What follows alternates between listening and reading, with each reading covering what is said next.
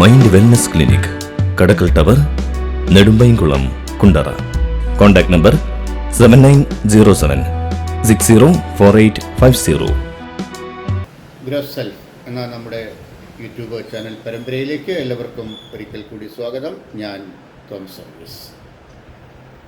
കഴിഞ്ഞ കുറച്ച് ദിവസങ്ങളായിട്ട് നമ്മൾ ചർച്ച ചെയ്തുകൊണ്ടിരിക്കുന്നത് ലൈംഗിക വൈകൃതത്തെക്കുറിച്ചാണ്. ഇന്നും നമ്മൾ ചർച്ചയ്ക്കായിട്ടെടുത്തിരിക്കുന്നത് അതിൽ നിന്നും വ്യത്യസ്തമായ ഒരു സബ്ജക്റ്റല്ല, അതിനോട് സാമ്യമുള്ള ഒരു വിഷയം തന്നെയാണ്. ഒരു 2-3 വീഡിയോസ് കൂടെ കഴിഞ്ഞതിന് ശേഷം നമുക്ക് മറ്റൊരു വിഷയത്തിലേക്ക് കിടക്കാം. അതിനു മുൻപായിട്ട് നമുക്ക് ഈ ലൈംഗികതയെക്കുറിച്ചുള്ള, ഈ വൈകൃതങ്ങളെക്കുറിച്ചുള്ള ചില കാര്യങ്ങൾ കൂടി നമുക്ക് മനസ്സിലാക്കിയതിന് ശേഷം അടുത്ത വിഷയത്തിലേക്ക് കിടക്കാം. ഇന്നത്തെ നമ്മുടെ വിഷയമെന്ന് പറയുന്നത് മസോക്കിസം എന്ന രതി വൈകൃതം, അതായത് ലൈംഗികതയിലെ ചില വ്യതിയാന രീതികൾ.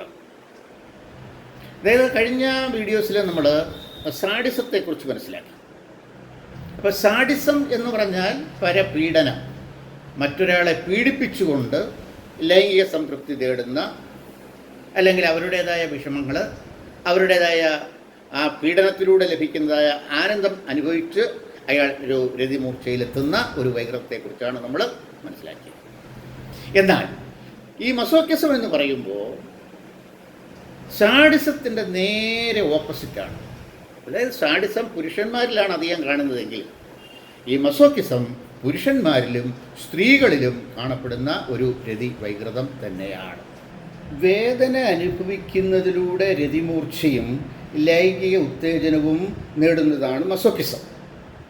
അതായത് ഒരു വിഭാഗം സ്ത്രീകളെങ്കിലും തങ്ങൾ ബലാത്സംഗം ചെയ്യപ്പെടണം, പുരുഷൻ തങ്ങളെ ബലം പ്രയോഗിച്ച് കീഴ്പ്പെടുത്തി ലൈംഗിക വീഴ്ചയിൽ ഏർപ്പെടണം എന്നാഗ്രഹിക്കുന്ന കുറച്ച് സ്ത്രീകളെങ്കിലും ഈ മസോക്കിസ്റ്റ് അവരുടെ ലിസ്റ്റിൽ വരാറുണ്ട്.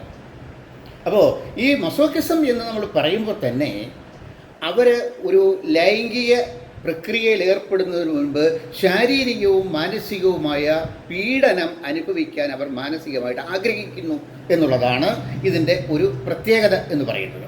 കേൾക്കുമ്പോൾ നമുക്ക് വളരെ വിചിത്രമായിട്ട് തോന്നുമെങ്കിലും ഇതൊരു പ്രത്യേക അനുഭവമാണ്.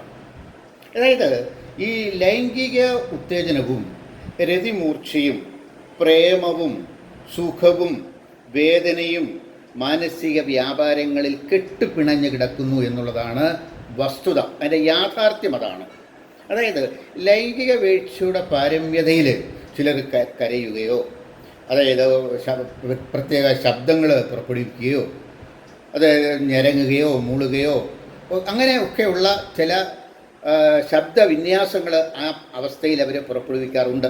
അത് ഇതിൻ്റെ ഒരു ഭാഗം തന്നെയാണ്. അതായത് ഇതിനൊരു ഉദാഹരണം പറഞ്ഞാൽ, ചെറുപ്പത്തിൽ കുട്ടികൾക്ക് അച്ഛനമ്മമാരിൽ നിന്നോ അധ്യാപകരിൽ നിന്നോ ശിക്ഷയോ അടിയോ ഒക്കെ കിട്ടിയതിന് ശേഷം അവരെ ലാളിക്കുകയും തലോടുകയും സാന്ത്വനിപ്പിക്കുകയും ഒക്കെ ചെയ്യുമ്പോൾ ഈ വേദന, ഈ ലഭിച്ച വേദന അല്ലെങ്കിൽ ഈ അവരിൽ നിന്ന് കിട്ടിയ ശിക്ഷ ഒരു സുഖ അനുഭൂതിയായിട്ട് അവരുടെ മനസ്സിൽ പതിയുകയും പിന്നീട് അവരൊരു ലൈംഗികപരമായ കാര്യങ്ങളിൽ ഏർപ്പെടുമ്പോൾ ഈ വേദന അവരുടെ മനസ്സിൽ ഓടിയെത്തുക, അതൊരു സുഖമായിട്ട് അവർക്ക് അനുഭവപ്പെടുകയും ചെയ്യുന്നു എന്നുള്ളത് ആണ് ശാസ്ത്രീയമായിട്ട് ശാസ്ത്രജ്ഞന്മാർ വിലയിരുത്തുന്നത്.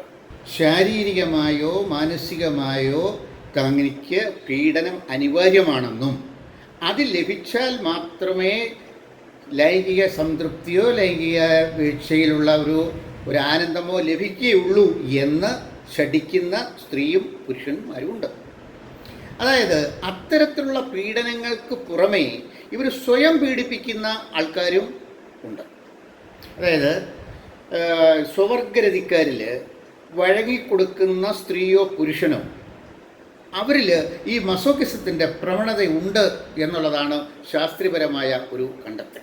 ലൈംഗികത പാപമാണെന്നോ പാപം ചെയ്താൽ അതിന് ശിക്ഷയുണ്ടെന്നോ അതുകൊണ്ട് ലൈംഗികതയിൽ ഏർപ്പെടുന്നവർ പാപം ചെയ്യുന്നുവെന്നും അതുകൊണ്ട് അവർ ശിക്ഷയ്ക്ക് അർഹരാണ് എന്ന് അറിഞ്ഞോ അറിയാതെയോ നമ്മൾ പഠിച്ചു വച്ചിരിക്കുന്നു. അതായത് പരസ്ത്രീ ഗമനമോ പരപുരുഷാഗമനമോ അതല്ല എങ്കിൽ വ്യഭിചാരമോ ഒക്കെ തെറ്റാണ് എന്ന് മതങ്ങൾ പഠിപ്പിക്കുന്നതിനെ നമുക്ക് സ്വാഗതം ചെയ്യാം. എന്നാൽ ലൈംഗികത തെറ്റാണ് എന്ന് പഠിപ്പിച്ചാൽ അതിൽ ഒരു കുറ്റബോധം ആൾക്കാർക്കുണ്ടാവുകയും ഭാര്യാഭർത്തൃ ബന്ധം പോലും തെറ്റാണ്, പാപമാണ് എന്ന് അവിടെ അടിവരയിട്ട് ഉറപ്പിക്കുകയും ചെയ്യുകയാണ്. പാപം ചെയ്യുന്നവർ ശിക്ഷിക്കപ്പെടണം, പാപം ചെയ്യുന്നവർ ശിക്ഷയ്ക്ക് അർഹരാണ് എന്നുള്ള ആ തത്വമാണ് യഥാർത്ഥത്തിൽ മസോക്കിസ്റ്റുകൾ ഇവിടെ നടപ്പാക്കുന്നത്. അപ്പോൾ പാപം ചെയ്തു എന്ന കുറ്റബോധത്തിൽ നിന്ന് തങ്ങൾ ശിക്ഷയ്ക്ക് അർഹരാണ് എന്നുള്ള രീതിയിൽ അവർ ശിക്ഷയെ സ്വാഗതം ചെയ്യുകയാണ്. അപ്പോൾ ലൈംഗികതയോടൊപ്പം അവർ ശിക്ഷ കൂടി ആഗ്രഹിക്കുന്നു എന്നാണ് ഇതിനകത്തുള്ള രക്തചുരുക്കം. അപ്പോൾ അങ്ങനെ ആ മസോക്കിസ്റ്റുകളുടെ ലിസ്റ്റിൽ ഇവർ എത്തിപ്പെടുമ്പോൾ ഇവർ സ്വയം ശിക്ഷ ഏറ്റുവാങ്ങാനായിട്ട് തയ്യാറെടുക്കുകയാണ്. ഇവിടെ വളരെ പ്രധാനപ്പെട്ട ഒരു കാര്യമുണ്ട്. അതെന്താണെന്ന് ചോദിച്ചാൽ, ഈ ശിക്ഷിക്കാൻ ഒരുമ്പെടുന്ന വ്യക്തി ഒരു പക്ഷേ സാഡിസ്റ്റ് ആണെങ്കിൽ ആ ശിക്ഷ മരണത്തിൽ ചെന്ന് കലാശിക്കാനുള്ള സാധ്യതയുണ്ട്. മറ്റൊരു ഉദാഹരണം കൂടി പറഞ്ഞാൽ, ഈ അമിതമായ ഭക്തിയിൽ സ്വയം വേദനിപ്പിച്ച് ഈശ്വരപ്രീതി വരുത്താനായിട്ട് ഒരുമ്പെടുന്നവരുണ്ട്. അതായത് ചില മതവിശ്വാസങ്ങളിൽ സ്വയം വേദനിപ്പിച്ചുകൊണ്ട് ഭക്തിക്ക് വേണ്ടി ത്യാഗം അനുഭവിക്കുന്നവരുണ്ട്. അപ്പോൾ അങ്ങനെയുള്ളവരും യഥാർത്ഥത്തിൽ എന്തൊക്കെയോ കുറ്റബോധത്തിൽ നിന്ന് ശിക്ഷ ഏറ്റുവാങ്ങിക്കൊണ്ട് ഈശ്വരനെ പ്രീതിപ്പെടുത്തി ശിക്ഷ അനുഭവിക്കുന്നവരും ഈ മസോക്കിസ്റ്റിൻ്റെ ലിസ്റ്റിൽ വരുന്നവരാണ്.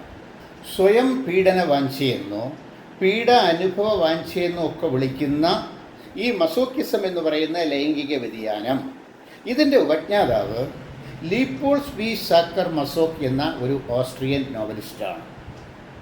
ഇതിന് ചികിത്സ ആരംഭിക്കുന്നത് യഥാർത്ഥത്തിൽ ഇതൊരു ലൈംഗിക വ്യതിയാനമാണെന്നും ഇത് തനിക്ക് ദോഷകരമായി ബാധിക്കുന്നു എന്നൊരു വ്യക്തി തിരിച്ചറിയുന്നിടത്തു നിന്നാണ്. അയാൾക്ക് മാത്രമല്ല, ഒരു പക്ഷേ കുടുംബത്തിൽ അല്ലെ സമൂഹത്തിൽ ഇത് വളരെ ദോഷകരമായ ഒരു അനുഭവം ഉണ്ടാകുന്നിടത്തു നിന്നാണ് ഇതിൻ്റെ ചികിത്സ ആരംഭിക്കുന്നത് എന്നുകൂടി ഓർക്കുക. ഈ ചാപ്റ്റർ ഞാനിവിടെ വൈൻഡപ്പ് ചെയ്യുകയാണ്. തുടർന്ന് നമുക്ക് മറ്റൊരു വിഷയവുമായിട്ട് കടന്നു വരുന്നത് വരെ എല്ലാവർക്കും നമസ്കാരം പറയുന്നു. ഞാൻ തോമസ് വർഗീസ്.